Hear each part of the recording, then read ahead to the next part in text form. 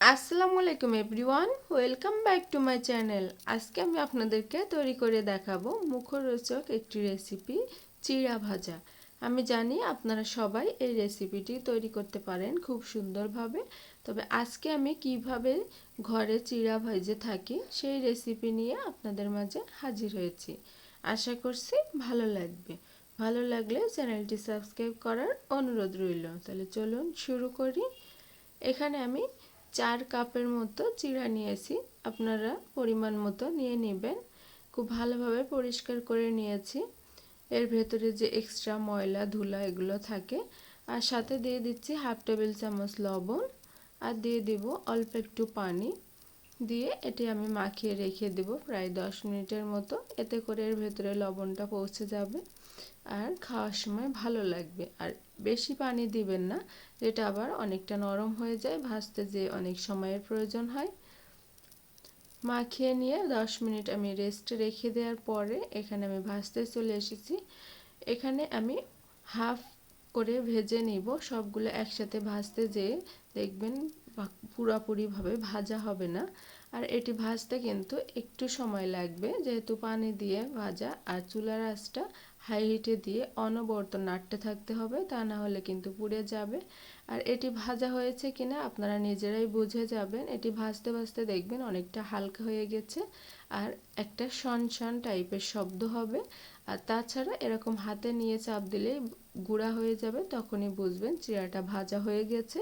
সবগুলো আমি এরকমভাবে ভেজে নিয়েছি। এখন এটি আমি তেলে ভাজবো, এজন্য দিয়ে দিচ্ছি 1/3 কাপ সরিষার তেল। সাথে দিয়ে দিচ্ছি 3টি বড় সাইজের পেঁয়াজ কুচি, দিয়ে দিব 2টি রসুন কুচি, দিয়ে একটু ভালোভাবে কিছুক্ষণ এটি কষিয়ে নেব, যতক্ষণ না একটু নরম হয়ে যায়।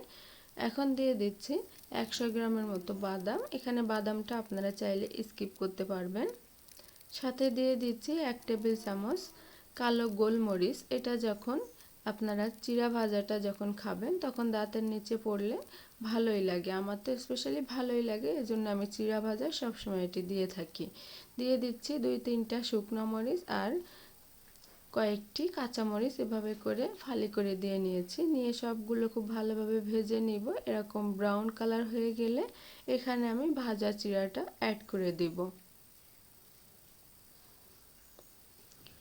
ভাজা চিড়াটা দিয়ে চুলাটা অফ করে দিয়ে আমি ভেজে নেব 2 থেকে 3 মিনিটের মতো। এটি যেহেতু আমি ইলেকট্রিক চুলা ব্যবহার করছি, এজন্য এটি গরম থাকবে অনেকক্ষণ। আপনারা যদি গ্যাসের চুলার করেন তাহলে চুলার আঁচটি একবারে লোতে দিয়ে এভাবে করে ভেজে নেবেন 2 থেকে 3 মিনিটের মতো, তাহলে পারফেক্টভাবে চিড়াটা ভাজা হয়ে যাবে। এখন এটি আমি চুলা থেকে নামিয়ে পরিবেশন করে নিব। ভিউয়ার্স, এটি কিন্তু বিকালে চায়ের আড্ডায় কিংবা বৃষ্টির দিনে বৃষ্টি দেখতে দেখতে বারান্দায় বসে এটি আপনারা পরিবেশন করতে পারবেন। ভিউয়ার্স, আশা করছি আমার আজকের এই রেসিপি আপনাদের কাছে ভালো লেগেছে।